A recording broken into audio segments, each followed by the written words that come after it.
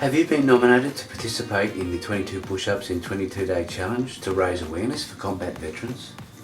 Now the campaign asks you to film yourself doing these push-ups and to nominate one person each day to participate and keep the campaign alive.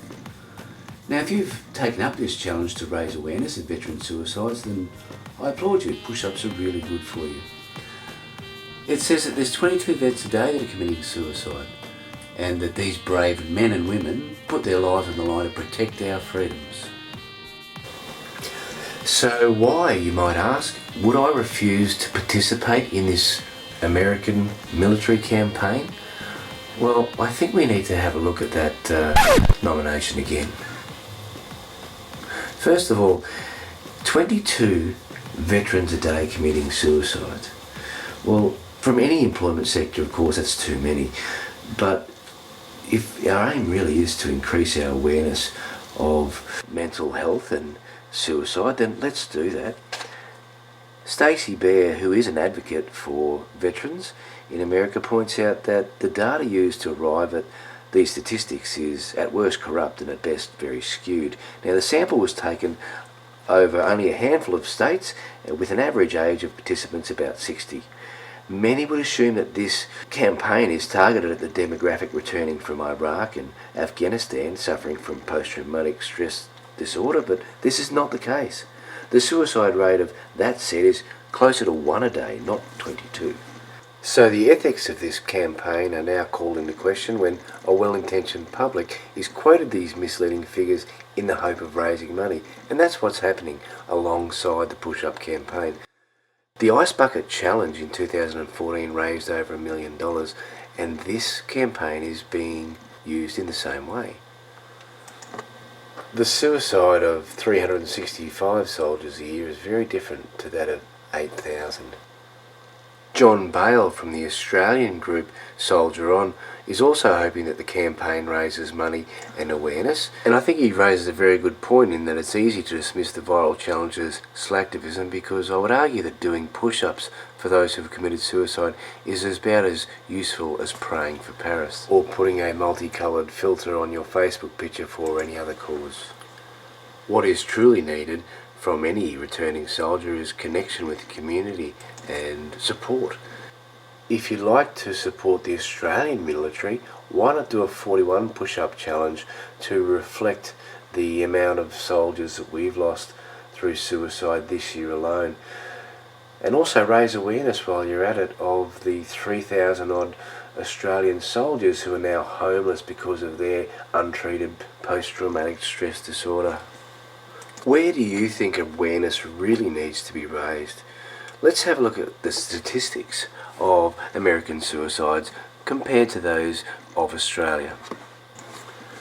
The US of A is ramping up to a 30-year high in national suicide rates. Now, with a total of around 42,000 people committing suicide every year, we're looking at around 13 people in every 100,000. When we compare that to Australian statistics, we can see that with an average of 2,500 deaths through suicide per year, males being 18.4 per 100,000 and females being 5.9 per 100,000, we're looking at a total of around 24,000.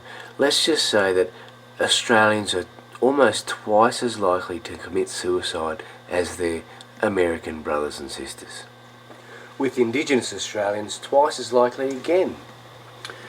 However, the thing that really, as my American counterparts would say, sticks in my craw about this campaign is that this is not a mental health campaign. It's not a social media campaign. It's a military campaign. Those soldiers are not fighting for our freedoms. They're employed to make money for an elite few in the business of war.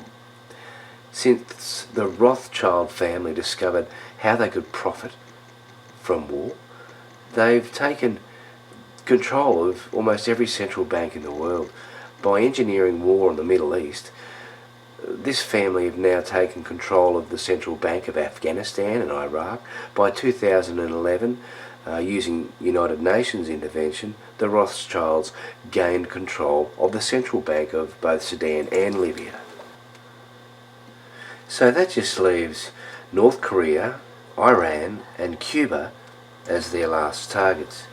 I'll leave some links in the description section here which will provide some videos which will explain much better than I can the reach and power of the Rothschilds family and how war works as a profit-making exercise. If any country was fair dinkum about reducing post-traumatic stress disorder in any of their citizens, they wouldn't send them to war. So does all this mean that I'm against raising awareness for post-traumatic stress disorder and mental health issues? Not at all. That's the reason I made this video.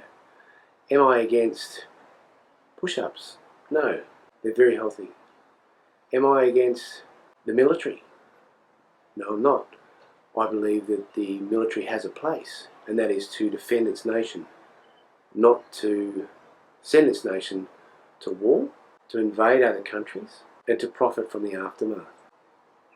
Is raising awareness of these issues really what's required?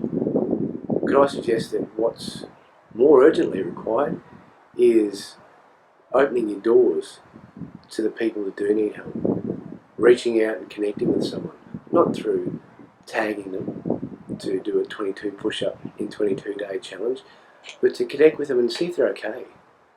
Ask them how things are going. I haven't seen you lately, what's been going on?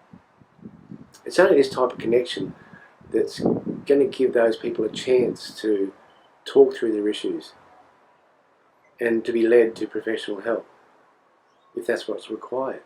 If you are going to participate in the 22-day 22 push-up challenge, then remember to turn your trucker's hat backwards.